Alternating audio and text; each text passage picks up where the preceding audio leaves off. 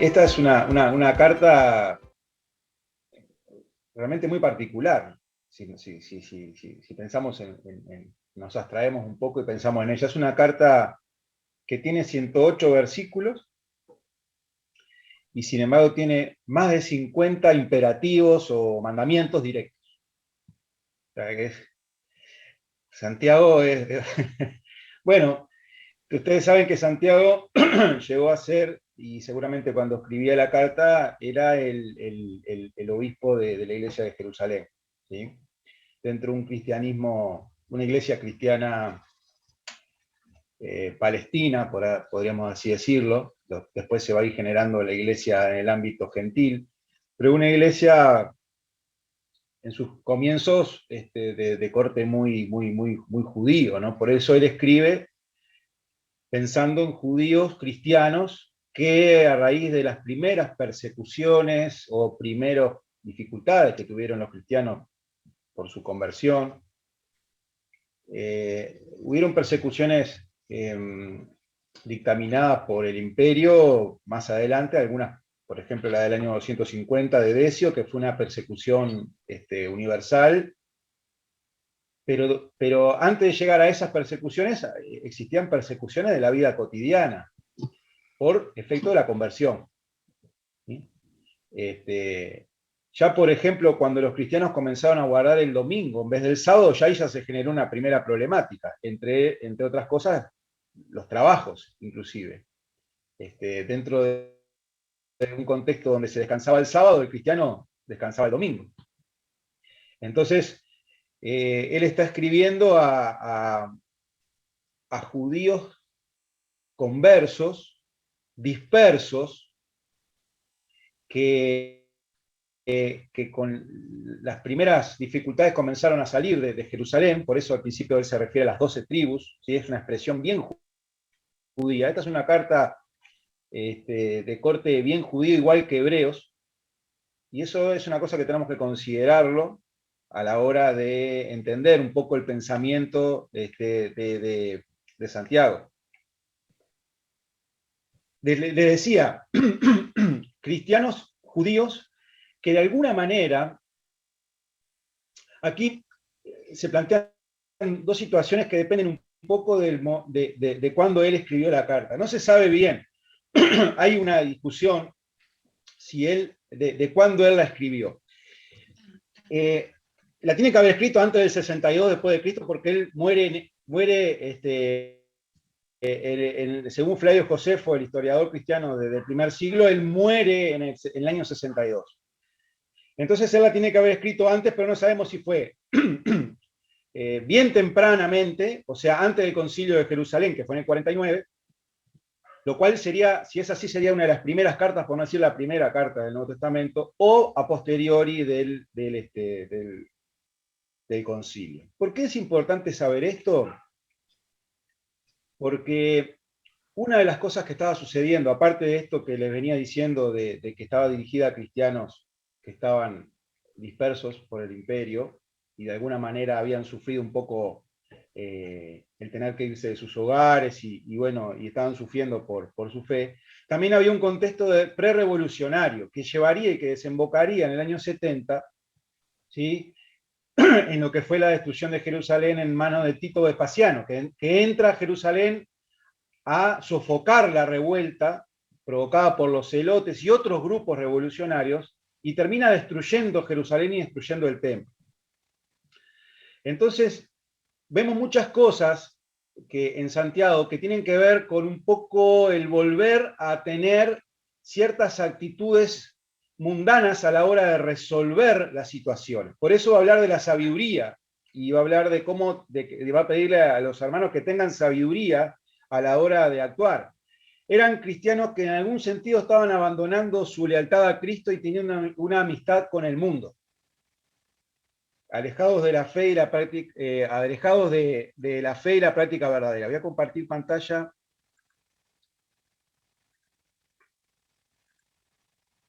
Fíjense que Santiago en el capítulo 4 nos dice algo que nos da el contexto. de toda la carta. Dice, ¿de dónde surgen las guerras y los conflictos entre ustedes? ¿No es precisamente de las pasiones que luchan dentro de ustedes mismos? Desean algo y no lo consiguen, matan y sienten envidia. Y no pueden obtener lo que quieren, riñen y se hacen la guerra. No tienen porque no piden, y cuando piden, no reciben porque piden con malas intenciones para satisfacer sus propias pasiones. Oh gente adúltera, está hablando a cristianos, hermano. ¿No saben que la amistad con el mundo es enemistad con Dios? Si alguien quiere ser amigo del mundo, se vuelve enemigo de Dios.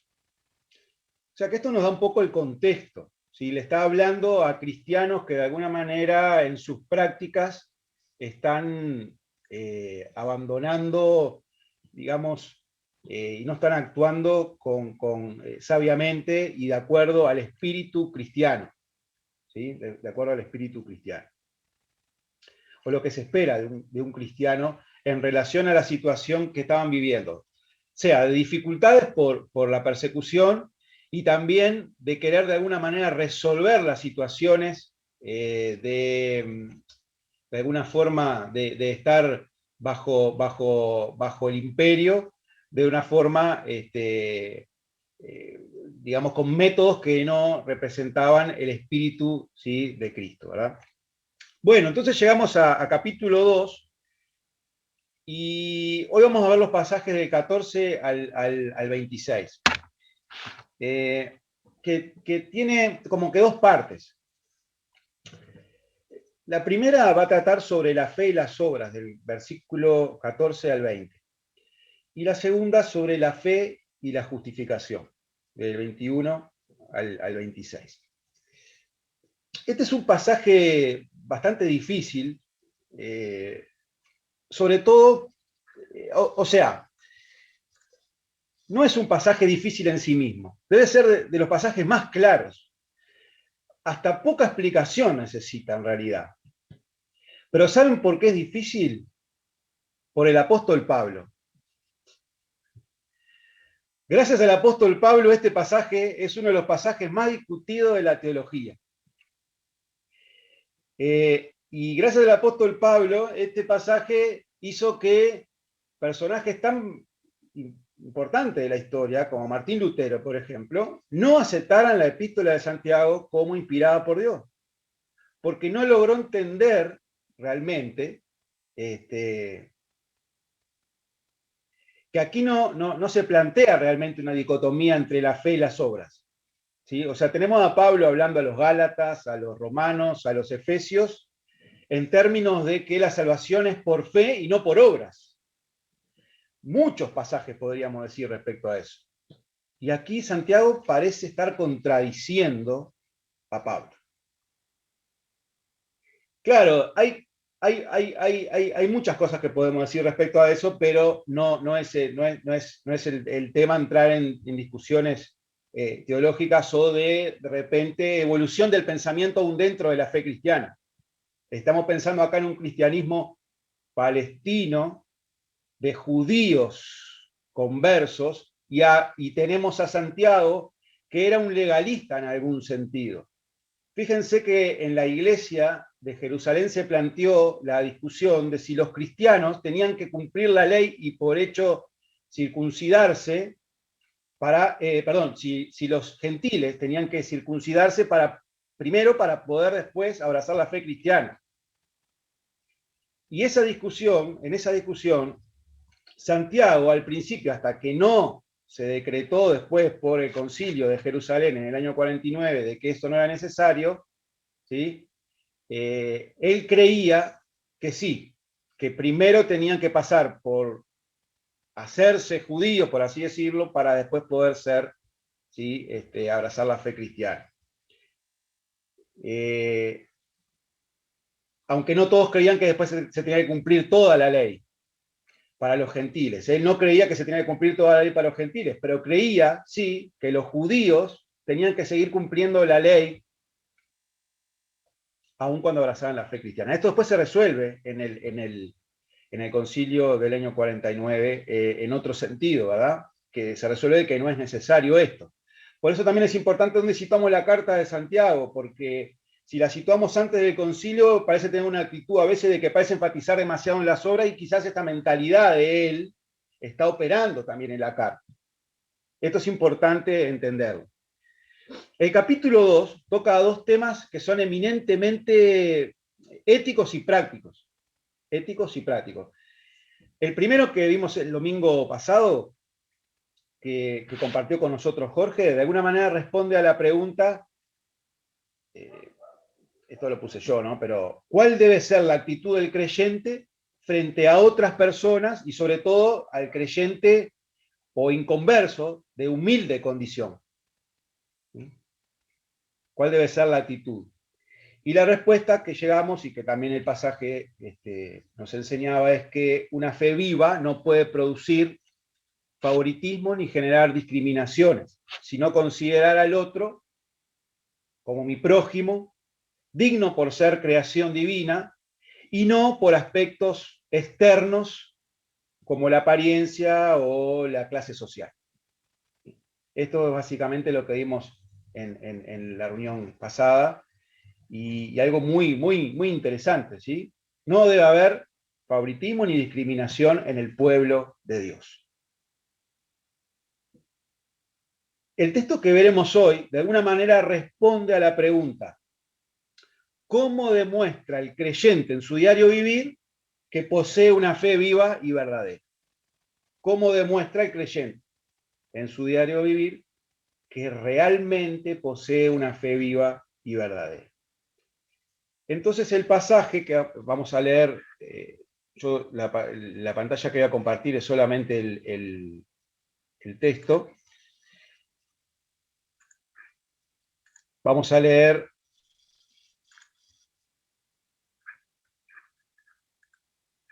los primeros versículos, que es Santiago 2, del 14 al 17, y dice así: hermanos míos, ¿de qué le sirve a uno alegar que tiene fe si no tiene obras? ¿Acaso podrá salvarlo esa fe? Supongamos que un hermano o una hermana no tiene con qué vestirse y carece del alimento diario. Y uno de ustedes le dice: que le vaya bien, abríguese y coma hasta saciarse, pero no le da lo necesario para el cuerpo. ¿De qué servirá eso? Así también la fe, por sí sola, si no tiene obras, está muerta. Leemos por aquí, hasta aquí por ahora.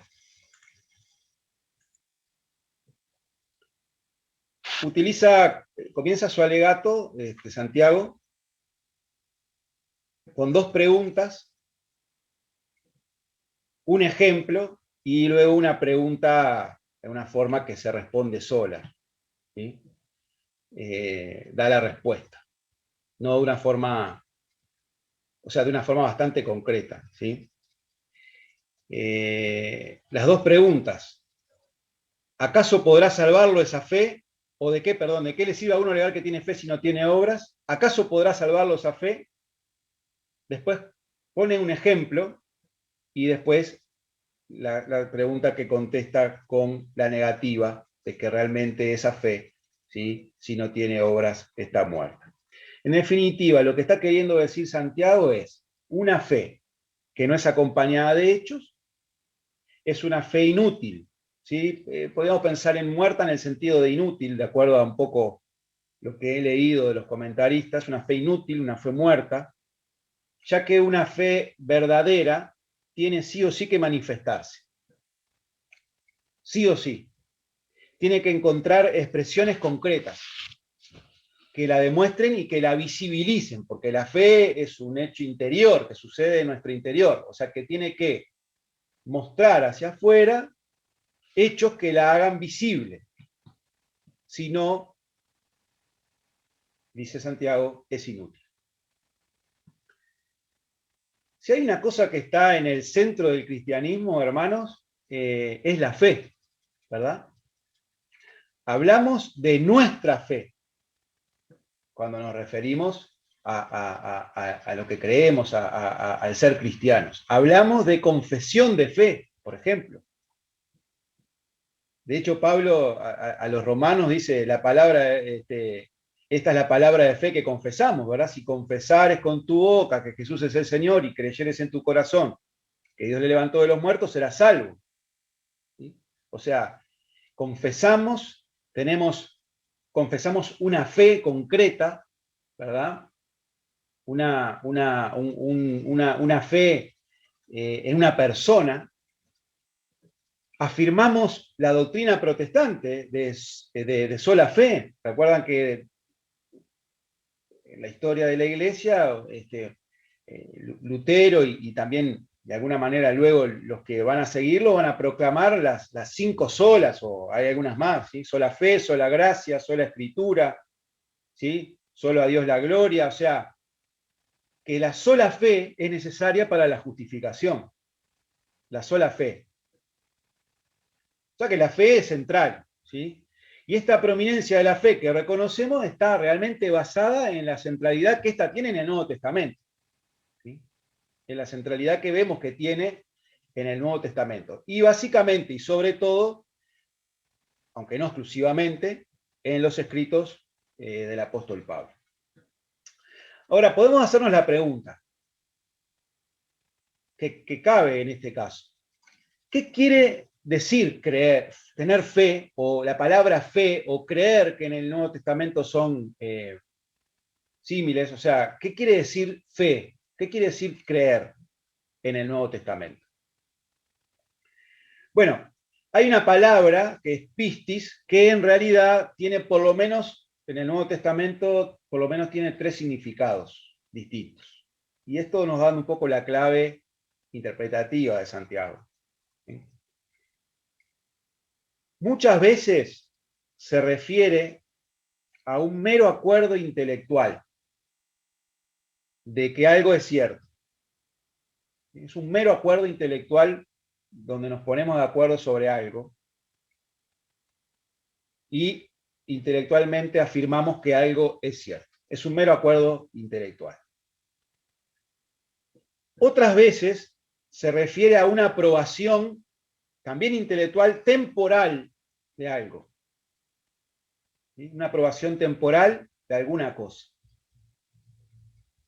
O sea, es una fe concreta sobre algo en específico y marcado temporalmente.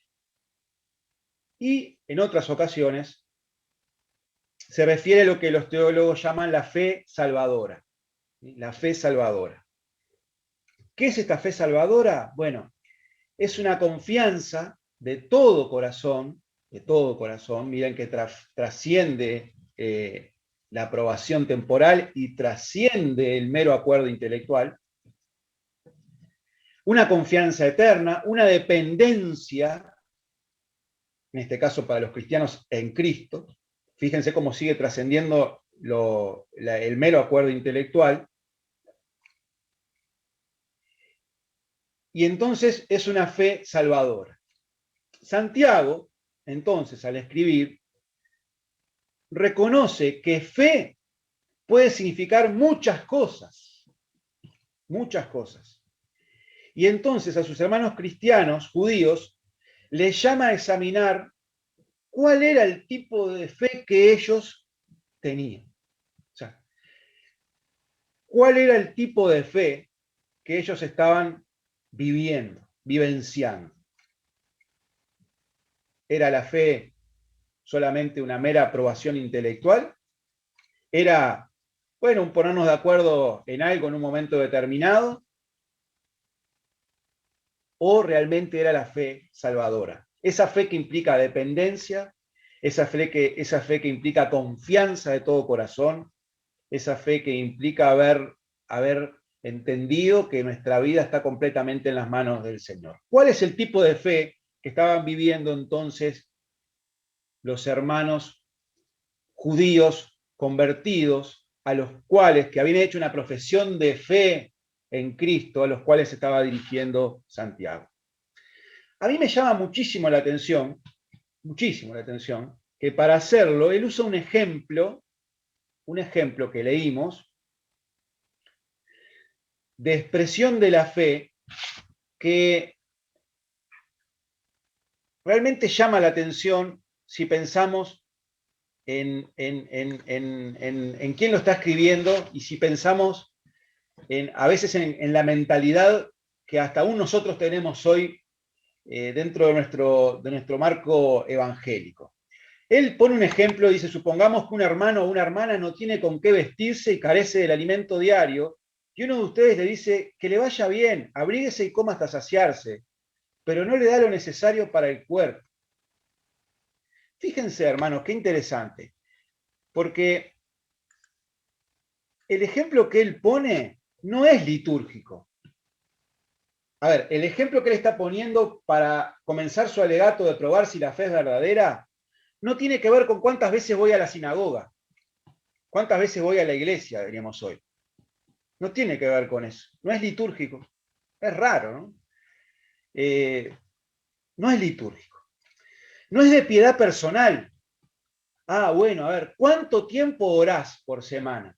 ¿Cuánto tiempo lees la Biblia? ¿Cuánto tiempo ayunás? Nadie está diciendo que esto sea malo ni que no haya que hacerlo. Solamente me llama la atención que Santiago no pretenda probar la fe verdadera y utilice estas cosas, sino que usa otra. No utiliza el ejemplo de cumplimiento de normas morales, por ejemplo. Y más pensando en que él tenía un poco esta mentalidad legalista. O sea, ¿cuánto estás cumpliendo sobre las normas legales? Las normas morales. ¿Cuánto estás cumpliendo para demostrar la fe verdadera? Me llama la atención. Realmente, cuando estaba estudiando este pasaje, no apeló a nada de eso, sino apeló a un ejemplo de actitudes personales respecto a las necesidades del prójimo. Me llama mucho la atención, realmente. No les dijo cuántas veces van a la iglesia, no les dijo cuántas veces ustedes oran por día para demostrar esa fe, sino que usa un ejemplo donde supone a una persona con necesidad y estos hermanos iban a demostrar la fe verdadera en función de su respuesta a esa necesidad. Y esto no es nuevo en el Nuevo Testamento, porque fíjense, les voy a compartir un pasaje y miren las similitudes. Primera Juan 3, 16 y 18. En esto conocemos lo que es el amor, en que Jesucristo entregó su vida por nosotros. Así también nosotros debemos entregar la vida por nuestros hermanos. Si alguien que posee bienes materiales ve que su hermano está pasando necesidad y no tiene compasión de él, ¿cómo se puede decir que el amor de Dios habita en él? Queridos, queridos hijos, no amemos de palabra ni de labios para afuera, sino con hechos y de verdad. ¿Cuánta similitud en este pasaje de Juan con lo que estamos viendo de Santiago? Si alguien tiene bienes materiales, o sea, tiene las posibilidades, ve a su hermano pasar necesidad y no hace nada, ¿cómo se puede decir que habita allí el amor de Dios? Y llama a la acción. No amemos de palabra, de labios, sino con hechos y de verdad. O sea, la fe viva de Santiago y el amor verdadero de Juan, encontrando expresión concreta, en una relación de hermandad que tiene que sí o sí trascender las meras palabras y demostrarse en obras. Si no están presentes estas obras, Juan se cuestiona si hay amor verdadero y Santiago se cuestiona si hay fe salvadora. ¿Podrá esta fe salvarlo? Va a decir Santiago. ¿Habrá amor de Dios habitando en ese cristiano que no tuvo compasión de su hermano en necesidad?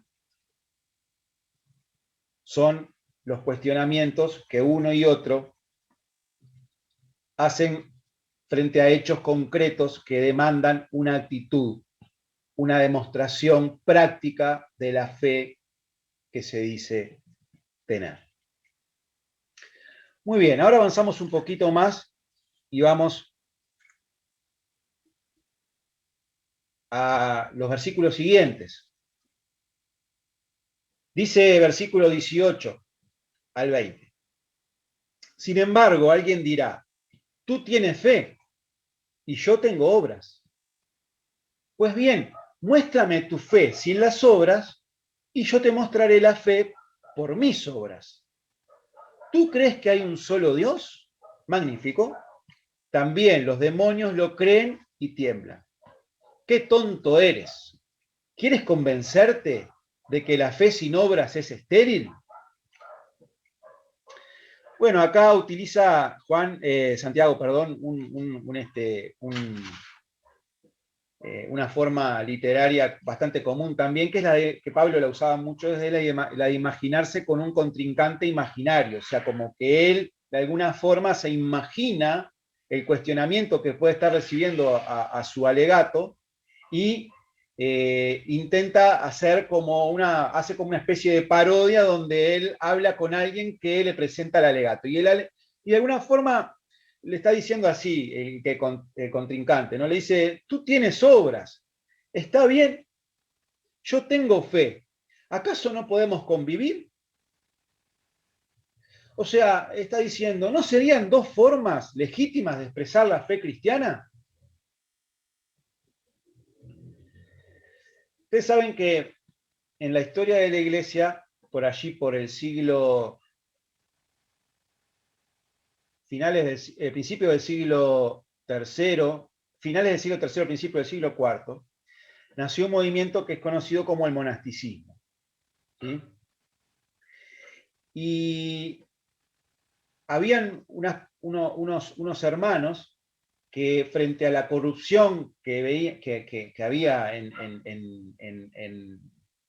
Roma, básicamente, pero también en otras ciudades, decidieron alejarse de todo e irse a vivir al desierto. Y allí vivieron en cuevas, en ermitas, que las ermitas eran como pequeños templos chiquitos, lugares para ir a tener, a orar, a estar allí teniendo un tiempo de sosiego espiritual, y ellos eran los que cuidaban esas ermitas, todas en el desierto. En un momento determinado se llenó en el desierto de estas ermitas y los que las cuidaban eran llamados ermitaños. Deben haber escuchado esta, ¿sí? Y capaz que alguna expresión, ¿verdad? Ahora, cuando a mí me decían un poco el ermitaño también, ¿no? Cuando vivía, pero era porque dormía la siesta, en realidad mi padre me decía. No tanto por orar. Pero el ermitaño estaba allí separado totalmente del mundo, separado totalmente del mundo. Algunos llegaron a extremos de vivir solos, completamente solos, durante muchísimos años de su vida, y algunos se habían hecho una columna. Por ejemplo, uno fue muy famoso, que se hizo una columna de 18 metros y se subió a la columna y vivió más de 20 años ahí, subido a una columna de 18 metros, y le llevaban la comida y era el único contacto que tenía con personas. Fue muy famoso porque se cuenta que el emperador fue a visitarlo a pedirle consejo. Esta gente habían decidido que alejarse del mundo y de todo contacto humano era lo mejor para poder encontrarse plenamente con Dios. O sea, para que la fe creciera y para que esa fe de alguna forma encontrara en la espiritualidad un desarrollo, dijeron, no, el mundo es malo, me acerco a Dios solamente y vivo en la soledad y llevo adelante una vida monástica como ermitaño o anacoreta, que también era otra expresión, que significa los hombres del desierto, apartados, los padres del desierto. Bueno, esto podría ser de alguna manera alguien que pudiera estar alegando, yo tengo solamente fe. Y después nació otro movimiento dentro del monasticismo que eran los cenobitas, que habían decidido todo lo contrario, que era necesario vivir en comunidad. Y ahí nacieron las comunidades, los monasterios donde vivían en comunidad, ¿sí? Donde el énfasis no era tanto la parte, o sea, sí tenía una parte espiritual, pero sí la vida comunitaria y la ayuda al prójimo. O sea, estos lugares eran centros de acogida, centros de ayuda a otros. Centros donde uno podía ir y encontrar refugio espiritual, pero también ayuda en el sentido material, ¿sí? Entonces, aquí tenemos de alguna forma expresada también una forma de entender la vida cristiana que puede ir por el lado de la sola fe y la búsqueda de un misticismo, o el énfasis en las obras y de alguna forma ellos habían acuñado el término ora et labora, o sea, orar, pero también trabajar, ¿sí? De alguna forma enfatizando más en el hacer. Ahora, ¿es realmente posible que convivan dos formas, de estas dos formas extremas? ¿Y serían legítimas estas formas de expresar la fe cristiana, una de alguna manera aparentemente en contradicción con la otra? Bueno, Santiago le dice, vamos a hacer algo. Mostrame tu fe, esa fe que decís tener, sin hechos, en una forma un poco como una ironía acá, ¿no? Mostrámela, hacela visible, sin hechos, como diciendo no sé cómo lo vas a hacer, y yo te voy a mostrar mi fe con la demostración de ella por mi obrar, por mis hechos. Ese es un poco el alegato de Santiago, lo que nos quiere demostrar con esta guerra dialéctica, por así decirlo, ¿no? Entonces después le dice, ¿tú crees que hay un solo Dios? Y ahí hace referencia al Shema, ¿sí? O Shema, la declaración en Deuteronomio, de que Dios es uno. Esto era una declaración muy importante para el judío, ¿sí? Para el pueblo de Israel. Si nosotros tenemos una declaración de fe donde tenemos una cantidad de elementos de fe en Cristo, esta debería ser una declaración de fe del pueblo judío. Oye, oh Israel, tu Dios uno es, en relación a las deidades paganas que por lo general eran politeístas, ¿verdad? Entonces, lo que va a decir Santiago es, ¿tú crees, pistis, ¿sí? ¿Tú crees, pistis, sí, acuerdo intelectual de que algo es cierto? ¿Tú crees, Shema, sí, está bien? Mirá, los demonios también creen lo mismo y tiemblan. Los demonios también tienen un acuerdo intelectual en ese sentido. Los demonios también creen, igual que vos. Sin embargo, no por eso actúan en consecuencia. Y por tanto tiemblan ante Dios. Y termina diciendo, convencete, sí, hermano, una fe que no tiene acción, o sea, una ortodoxia sin ortopraxis es una fe estéril. El mero acuerdo intelectual sin obediencia no es la fe salvadora. La fe salvadora se demuestra con hechos. Lo va a decir Jesús, por sus frutos los conoceréis. Y si estudiamos el sermón del monte, de alguna manera, todo el sermón del monte apunta, ¿sí?, en este sentido, ¿sí? La fe salvadora tiene que tener una demostración en hechos concretos. Ahora bien, siguiendo con el texto, vamos a ver la relación, si ya vimos un poco la relación entre fe y obras, y vemos que no existe realmente una dicotomía o no existe realmente una diferencia, sino que lo que está hablando acá Santiago es de una fe meramente intelectual, que esa fe realmente quizás no sirva de nada a los efectos de la salvación, Y una de las formas de demostrar que esa fe no es meramente intelectual es que se manifieste de formas visibles. Ahora lo que va a intentar hacer Santiago, y acá también complejizó, es el ver la relación entre la fe y la justificación. Y va a seguir con su alegato. No vamos a leer los pasajes a los cuales se refiere porque si no se nos iría muy largo, pero los conocemos. Dice versículo 21. ¿No fue declarado justo nuestro padre Abraham por lo que hizo cuando ofreció sobre el altar a su hijo Isaac? Ya lo ves, su fe y sus obras actuaban conjuntamente y su fe llegó a la perfección por las obras que hizo. Así se cumplió la escritura que dice, le creyó Abraham a Dios y esto se le tomó en cuenta como justicia y fue llamado amigo de Dios. Como pueden ver, a una persona se le declara justa por las obras y no solo por la fe. De igual manera, ¿no fue declarada justa por las obras aún la prostituta Rahab cuando hospedó a los espías y les ayudó a huir por otro camino? Pues como el cuerpo sin el espíritu está muerto, así también la fe sin obras está muerta.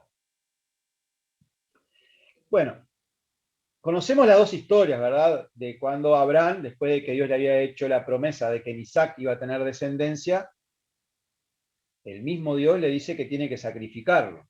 Y recordamos la historia tremenda de cómo Abraham lleva a su hijo, hace un altar y está preparado para allá para sacrificarlo, y ahí Dios detiene su mano y le muestra un animal que había para el sacrificio, y allí de alguna manera Abraham prueba esa fe que tenía.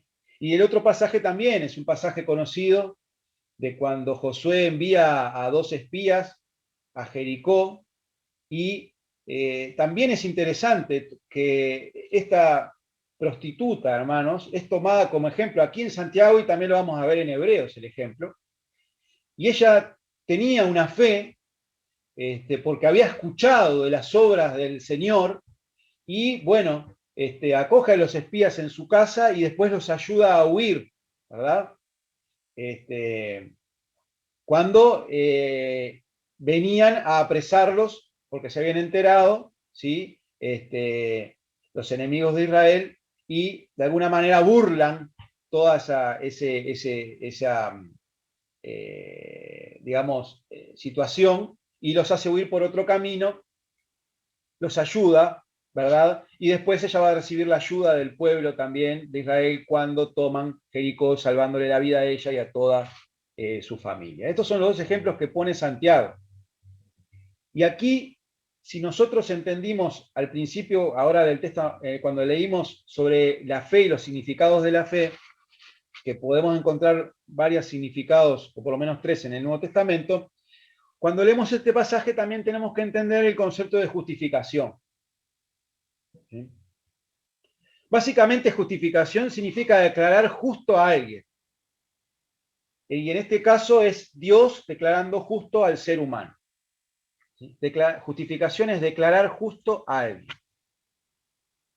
Santiago y Pablo usaron este término, los dos, pero en dos sentidos distintos, y aquí está el pequeño detalle. Pablo usa una formulación técnica, digamos, judicial, forense. Lo aplica en un sentido de imputación. ¿Sí? O sea, a mí, pecador, se me imputa de una vez y para siempre la justicia de Cristo, hay creer. Y de esa manera paso a ser declarado justo, o sea, justificado. ¿Recuerdan el pasaje de 2 Corintios 5:21? Al que no conoció pecado, por nosotros lo hizo pecado, para que nosotros fuésemos hechos justicia de Dios en él. O sea, que hay una imputación. ¿Sí? O sea, soy declarado justo, libre de culpa delante de Dios. Por eso, de alguna manera, cuando nos pensamos a nosotros mismos, me gusta pensarnos en que somos esa comunidad de justificados gratuitamente por la fe. ¿Sí? Parafraseando también a Pablo en Romanos capítulo 3. Siendo justificados gratuitamente, ¿sí? Por la fe. siendo justificados gratuitamente mediante la gracia por la fe, ¿sí?, en Cristo. Santiago, sin embargo, entiende el término justificación en un sentido práctico. Lo entiende como probar ser justo. ¿Sí? Probar ser justo. O sea, no niega la imputación inicial, no niega la imputación a la cual Pablo se refiere. Pero para él este término se aplica a una persona que, como Abraham, creyó y probó que creyó. No sé si entienden la diferencia. Creyó y probó que creyó. Por tanto, las obras vienen a ser demostración de la fe. Son por la fe y no para la fe. O sea, perfeccionan la fe. No las hago para lograr la salvación, sino que son consecuencia de ser salvado. Y esto es muy importante entenderlo. En este sentido, las obras son buenas, cuando son por consecuencia, nacen de la fe adquirida. Si ellas no son resultantes de la fe salvadora, son meras obras farisaicas, de las cuales Jesús va a hablar condenándolas. Es más, pueden llegar a ser un estorbo para la verdadera fe. Y la palabra va a decir que son trapos de inmundicia delante de Dios. Y es en este sentido que Pablo dice a los Gálatas que el hombre no es justificado por las obras de la ley, sino por la fe de Jesucristo, en Gálatas capítulo 2, versículo 16. En nuestra cultura judeo-cristiana, pero de corte más bien católico, apostólico, romano, se ha hecho en ciertos momentos énfasis en las obras. Y de alguna forma creemos que si somos buenos, si hacemos buenas cosas, si nos portamos bien, vamos a así decirlo, eso de alguna forma se va colocando como una especie de balanza que después cuando lleguemos al cielo se va a balancear con las cosas malas y bueno, y de alguna manera va a sumar para nuestra salvación. Ese tipo de razonamiento, que está bien enquistado en la cultura, es un estorbo para la fe verdadera que parte de una justificación gratuita, parte de la premisa de que no podemos hacer nada para la salvación nosotros, de que no podemos hacer absolutamente nada. Por eso Pablo le va a decir a los efesios, ¿sí?, que son salvos por la fe y no por obras para que nadie se gloríe. Y en esto consiste la justificación por la fe.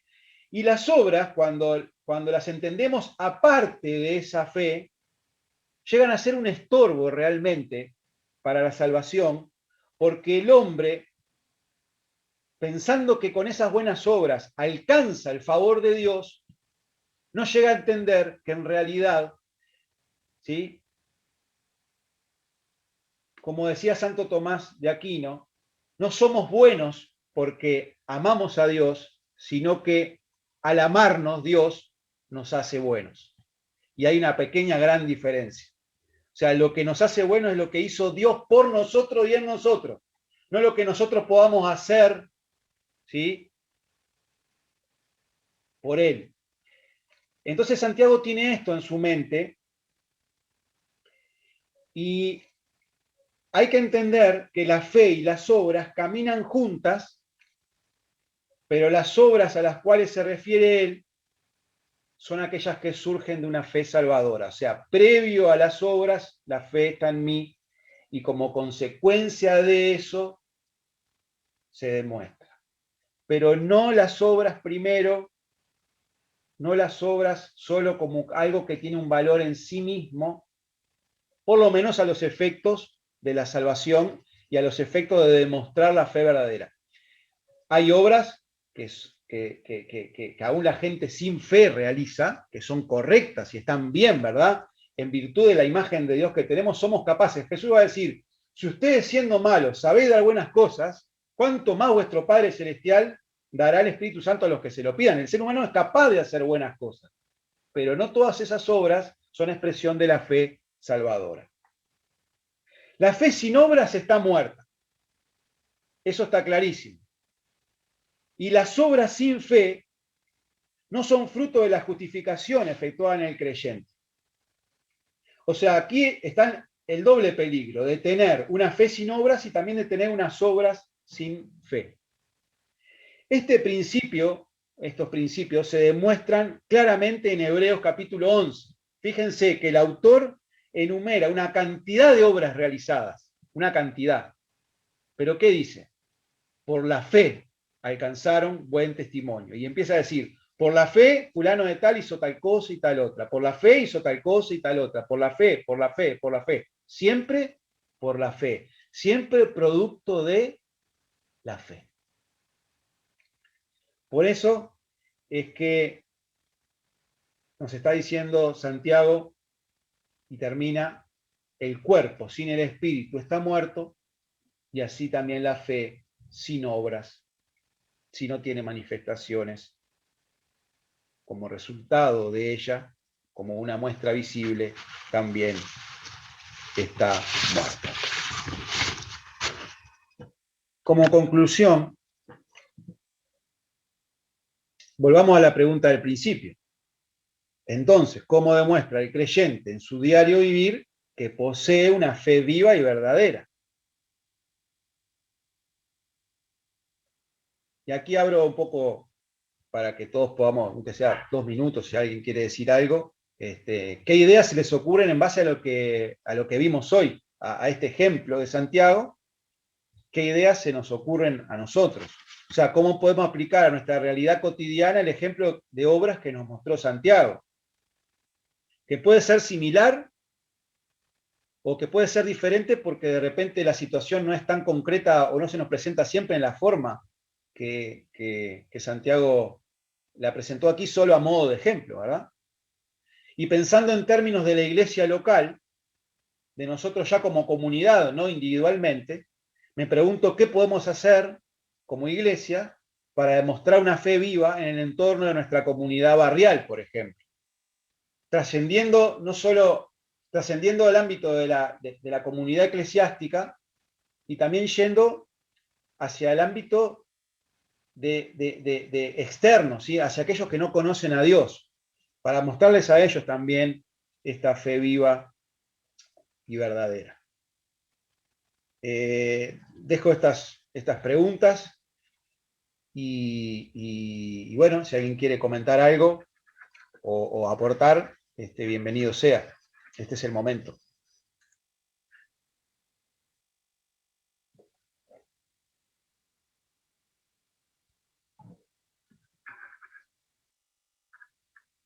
O sea, ¿qué nos está diciendo Santiago para que podamos nosotros aplicarlo a partir de mañana, ¿no? O sea, o ya lo estamos aplicando seguramente, pero